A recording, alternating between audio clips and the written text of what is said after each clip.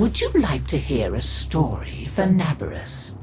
One that I told my grandchildren when they were small. Very well. Long ago, in the Orokin days, a golden people lived in spoiled luxury. If a body wore out, why, they would take a new one as easily as plucking a maprico.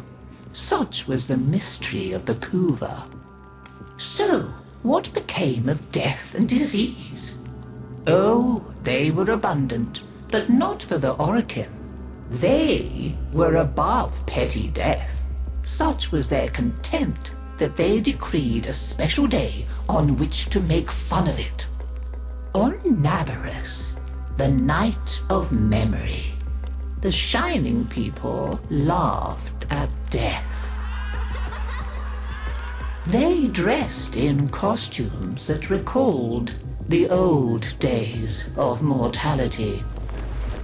Skulls grinned, hallways guttered with demon lights.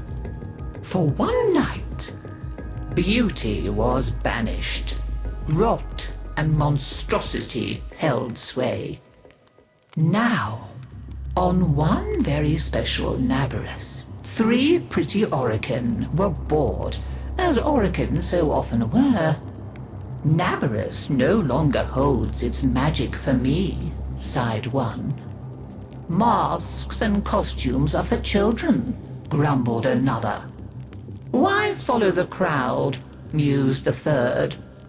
Are we not the very elite of the elite? Ha ha! Up, my Kissingtons, my luscious loves! Send for blue Kuva and hot lights.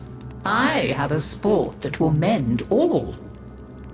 And in the corridor, behind a curtain, a solitary silent girl heard them and said nothing. Then the 3 were very wicked. For what do you think they did? Down into the streets they went, and they caught 3 poor ostrons and bore them back to their gilded halls. One they peeled like a fruit and decked out with glassy splinters, and his naked jaws went chitter-chatter-snap. And it echoed all around. Scarlet footprints he left. Another's limbs they twisted and wrenched his neck, and made a bundle of him until he scuttled upsy-downsy like a horrid crab, with his sockets all empty and his stretched-out nose snuffling. The third they pulled thin in hand and foot. She walked spindly-wise on long tiptoes like a spider, and her entrails hung delicately down. She whispered, split-tongued and hissing as she went. Fine costumes we've made, chortled the 3 Orokin. Let us now try them on and visit our friends. What shrieking there will be! Oh, our names will live forever in the court for such a prank as this. Now, the silent girl brought them their blue Kuva, so they could take on these twisted bodies for only a short time before returning to their own. They drank and slept and woke in their 3 horrid forms. Off they went down the stairs, out the door, into the city, into the night of banners and masks and wild hilarity. Chitter-chatter-snap, scuttle-buttle, whispery-hispery. As you can imagine, there were many screams and laughs. Such cleverness, such wit. But in a high room of the tower, the silent girl looked at the faces of the 3 sleeping Orokin. she went and opened a little ivory door that she was not supposed to know about, and drew forth a flask that she would have been glassed for even looking at.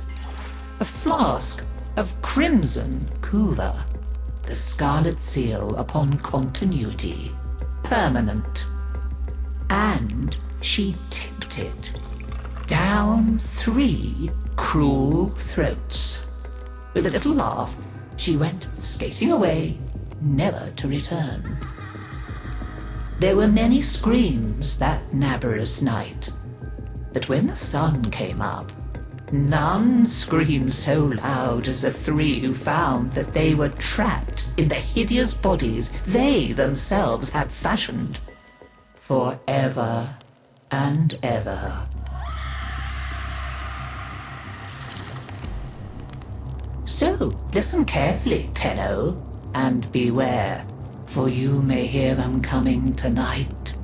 Whispery-hispery on long stalking bones, scuttle-buttle with his eyes all empty, and skinless, dripping-handed, chitter-chatter-snap. Happy NABERUS!